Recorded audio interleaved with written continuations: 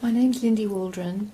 I've just had my 58th birthday, and in April 2004 I was diagnosed with ovarian cancer.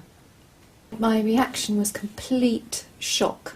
I just went into sort of complete numb shutdown, really. It was like being in a fog and like having a sort of heavy weight around me, and I just couldn't see through it, I couldn't see round it, I could only just focus on one thing, which would be an image of me fading away. Although I'm a district nurse, and I should have known that what I was experiencing, the symptoms I was experiencing, were not just due to stress.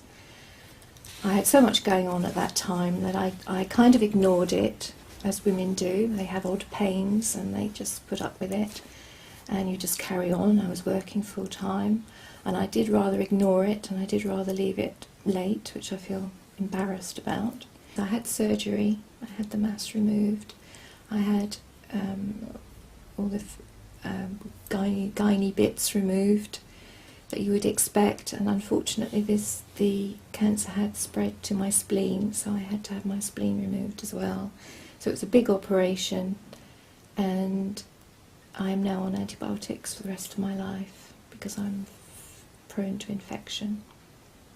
I had 6 sessions of chemotherapy after the surgery, which was quite aggressive. It needed to be aggressive, and they did warn me that there would be possibly long-term side effects, which I've had problems with. I lost the feeling in my toes and my fingers. The feeling in my fingers has more come back now, but my toes are still fairly numb.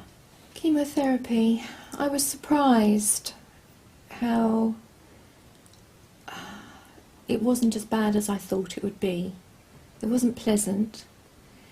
It was just something that you had to get through. You knew that you had to get through these 6 cycles of treatment, and that you would have times when you were not feeling well, you would have times when you were feeling really well, and in between you're probably just very tired.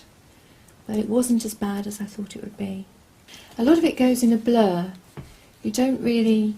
I did keep a diary, which is fascinating to look back on, and that's also a very positive thing, because I can see how ill I was, really, and I probably wasn't aware of it at the time, how ill I was, how strange I looked, because the steroids make you very bloated, and I had no hair, so I did look strange, and I did have a wig for a short time, which I probably think wasn't a good idea, but everyone was very polite and said it looked nice.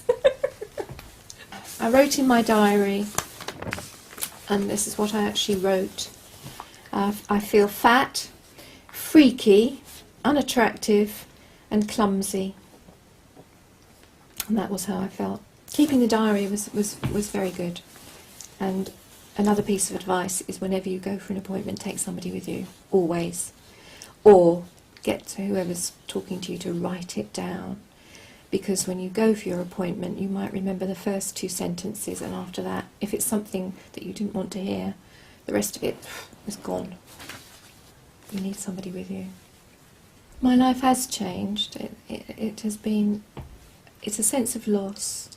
It's a sense of loss of identity in a way, my feminism, the body image side of things, and financially it has been difficult. I had to give up my job, and I'm not able to go back to a responsible post. I'm working part-time at the moment, and I have to say it was very difficult to find another job.